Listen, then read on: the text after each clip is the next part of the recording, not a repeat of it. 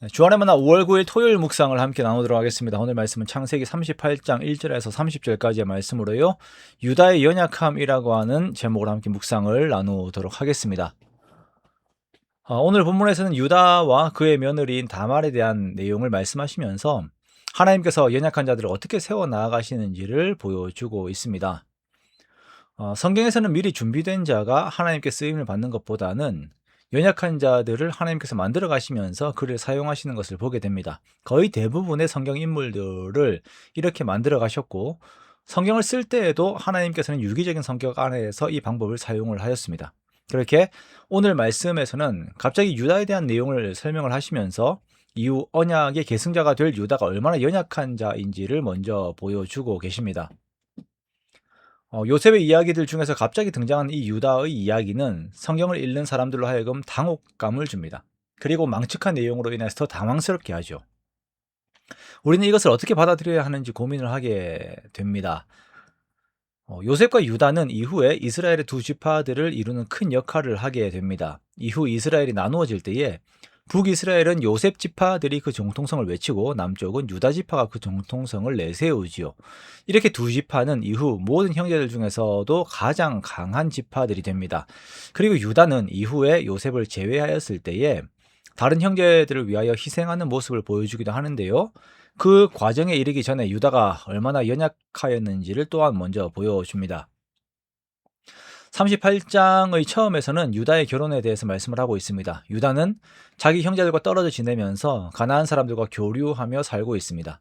이러한 모습은 하나님께서 언약의 계승을 위하여 자신의 아버지 야곱과 조부인 이삭이 가나안 사람들이 아닌 자기 동족과 결혼을 한 것과는 너무나 비교가 되는 그런 모습입니다. 에서가 걸었던 길과 같은 길을 걷고 있는 유다의 모습을 볼 수가 있습니다. 또한 이것은 타국에서도 하나님 앞에서 분별하면서 살고 있는 요셉의 모습과도 너무나도 차이가 나는 그런 연약한 유다의 모습이지요. 유다는 가나안 사람 수아라고 하는 사람의 딸을 보고 그를 데리고 동침했다라고 말을 합니다. 이 과정은 신속하게 진행이 되었으며 이것은 유다가 신앙적, 도덕적으로 별 생각 없이 그냥 단순하게 행동하였음을 보여주는 표현입니다.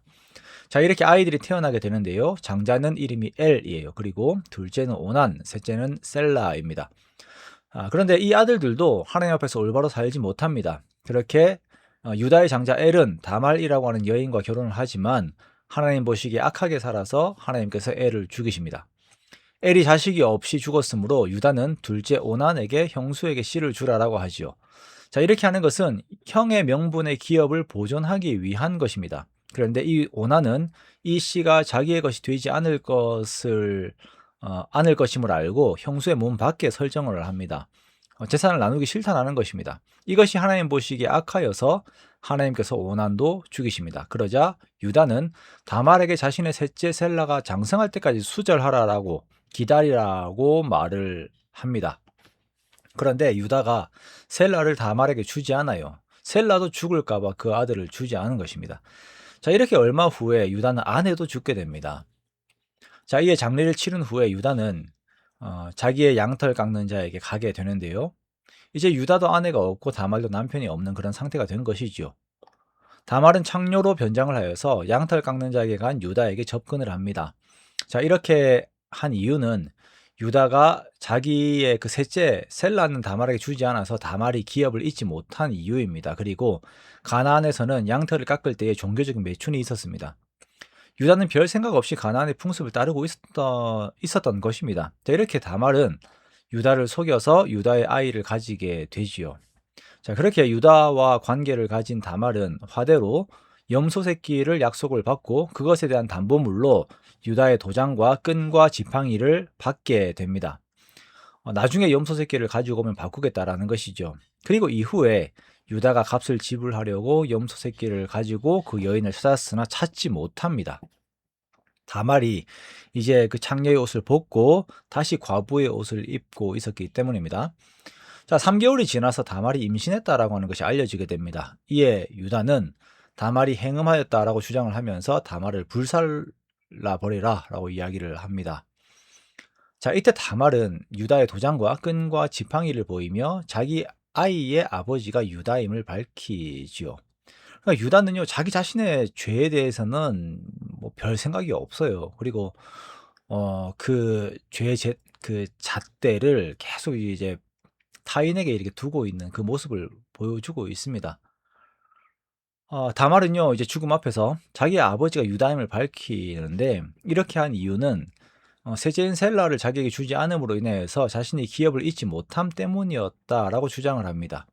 자, 이러한 다말의 주장에 유다는 그녀가 자신보다 옳음을 공개적으로 시인합니다. 기준이 없이 살았던 유다는 다말의 결단을 통하여서 다시 기준을 가지는 자세를 보여준 것입니다.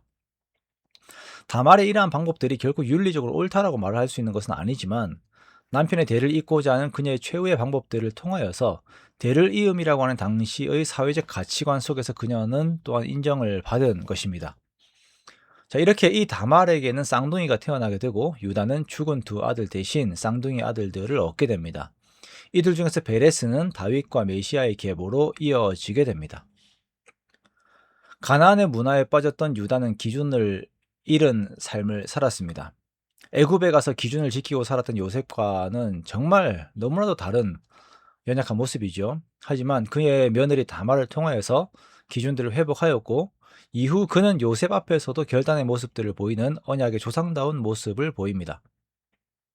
자, 우리들이 결코 오늘의 나의 죄를 정당화할 수는 없습니다. 그러나 나의 죄보다 크신 하나님의 선하심, 그리고 나를 온전하게 만들어 가시는 하나님의 선하심 안에서 더욱 올바름을 추구하는 우리가 되어야 할 것입니다.